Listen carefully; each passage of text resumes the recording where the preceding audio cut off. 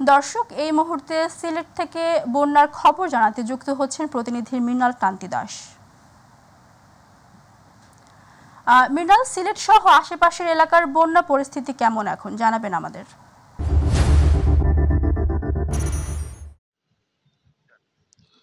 মার্জানা, আপনাকে ধন্যবাদ। পাহাড়ের ঢল এবং অবিরত বৃষ্টির কারণে কিন্তু সিলেটের নদ নদীর পানি বৃদ্ধি পাচ্ছে। নদ নদীর পানি বৃদ্ধি পাওয়ায় কিন্তু সিলেটের যারা সাধারণ মানুষ রয়েছেন তাদের ভিতরে কিন্তু বন্যার সংখ্যা দেখা দিয়েছে। আমরা অবস্থান করছি সিলেটের সুরমা নদীর তীরে। আমি যদি আপনাদেরকে সুরমা নদীর পরিস্থিতিটা দেখাতে চাই এবং আপনার মাধ্যমে যদি মাই টিভির দর্শকদের জানাতে চাই যে সুরমা নদীর পানি কিন্তু এখনো বিপদসীমার উপরে ওঠেনি। বিপদসীমার উপরে না উঠলেও কিন্তু সুরমা নদীর পানি বৃদ্ধি কিন্তু অব্যাহত রয়েছে। তবে সুরমা নদীর পানি বিপদসীমার উপরে না উঠলেও কুশিয়ারা নদীর পানি কিন্তু 2 পয়েন্টে বিপদসীমা ছাড়িয়েছে এবং ভারী বৃষ্টির পূর্বাভাস রয়েছে আগামী 24 ঘন্টায়।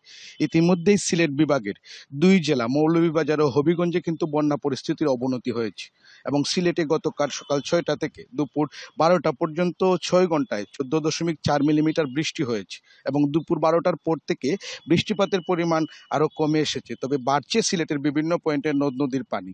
এর মধ্যে কুশিয়ারা নদীর পানি 2টি পয়েন্টে বিপদসীমা অতিক্রম করেছে এবং গতকাল সন্ধ্যা পর্যন্ত কুশিয়ারার পানি আমলশীত পয়েন্টে বিপদসীমার 6 এবং শেরপুর পয়েন্টে বিপদসীমার 6 সেন্টিমিটার উপর দিয়ে প্রবাহিত হচ্ছিল। তবে আবহাওয়া অধিদপ্তরের সাথে আমরা কথা বলেছি, তারা যে বিষয়টি জানিয়েছেন যে আগামী শুক্রবার পর্যন্ত সিলেট সহ দেশের কয়েকটি অঞ্চলে হালকা থেকে ভারী বৃষ্টিপাত হতে পারে।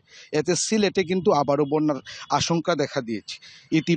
ইতিপূর্বে কিন্তু কয়েক দফা বন্যা পরিস্থিতি মোকাবেলা করেছে সিলেটবাসী। তবে পানি উন্নয়ন বোর্ড আমাদেরকে যে তথ্য দিয়েছে, সিলেট অঞ্চলে বৃষ্টিপাত কমে এলেও কিন্তু বন্যা পরিস্থিতি নিয়ে এখনোই কিছু বলা যাচ্ছে না, কারণ উজানে 12তে বৃষ্টি কমলে তবেই কিন্তু সিলেট বন্যার সংখ্যা মুক্ত হতে পারে।